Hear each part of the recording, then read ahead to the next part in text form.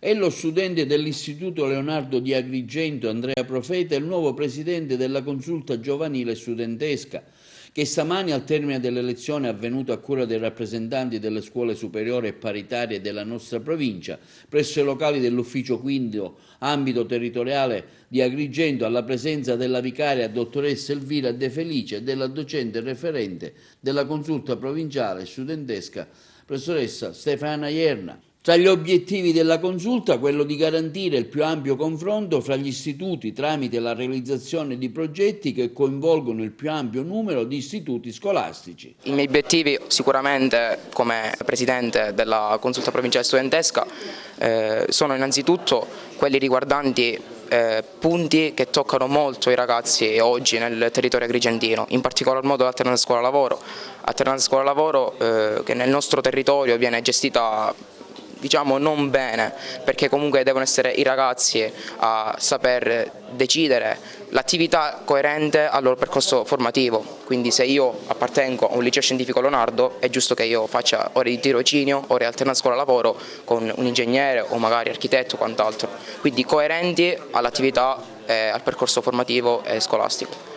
Non solo, per quanto riguarda l'alternanza scuola-lavoro, sicuramente è un argomento che tocca molti ragazzi, però non bisogna parlarne soltanto negativamente.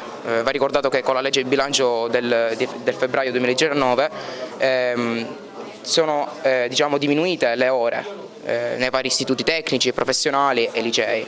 Quindi non bisogna parlarne male dell'alternanza scuola-lavoro, ma valorizzarla e migliorarla. Senti, cosa rappresenta per te la consulta? La consulta è un organo assai fondamentale, bisogna sfruttarla al meglio perché appunto è quell'organo che permette a noi giovani di essere parte attiva di questa società, quindi è una rampa di lancio per poterci immettere nel mondo degli adulti, veramente. Quale tipo di rapporto creerai con i tuoi collaboratori e con gli altri istituti, sinteticamente? Sinteticamente un rapporto diciamo, trasparente sicuramente, collaborazione al 100%, quindi massima, per appunto poter migliorare quello che è il nostro territorio e valorizzarlo, più che migliorare, valorizzarlo. Stamattina effettivamente è una giornata importante perché inizia, diciamo, l'attività della nuova consulta che durerà in carica per il prossimo biennio. E quindi ecco l'elezione del Presidente, ma verranno ora successivamente anche nominati gli altri due vicepresidenti e il segretario, e poi si procederà con le commissioni e con le attività che loro programmeranno e realizzeranno.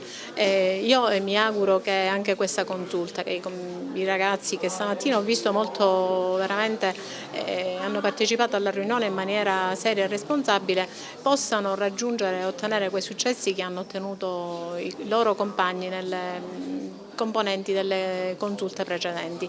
È chiaro che il loro riconoscimento particolare che dà atto dell'attività che fanno è quello che ottengono da parte delle istituzioni.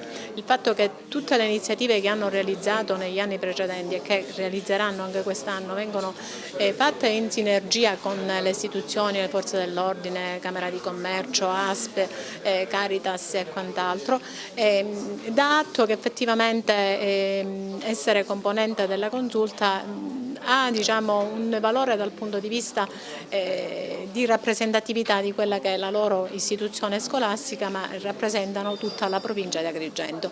Naturalmente la loro attività non si ferma solo a livello locale, ma avranno anche dei rapporti con le altre consulte della Regione Sicilia e anche a livello nazionale quando ci sarà la solita conferenza nazionale che viene effettuata ogni anno. È stato eletto il nuovo presidente, Andrea Profetto, del liceo scientifico Leonardo di Agrigento. È chiaro che l'attività dovranno realizzarla tutti i compagni assieme e quindi io mi auguro che tutto vada bene come negli altri anni. Un ringraziamento vorrei farlo al dottore Zarbio che è sempre stato presente, alla dottoressa De Felice, a tutti i docenti che stamattina sono qua presenti con i loro alunni e naturalmente a voi emittenti locali che ci seguite sempre. Un grazie veramente di cuore.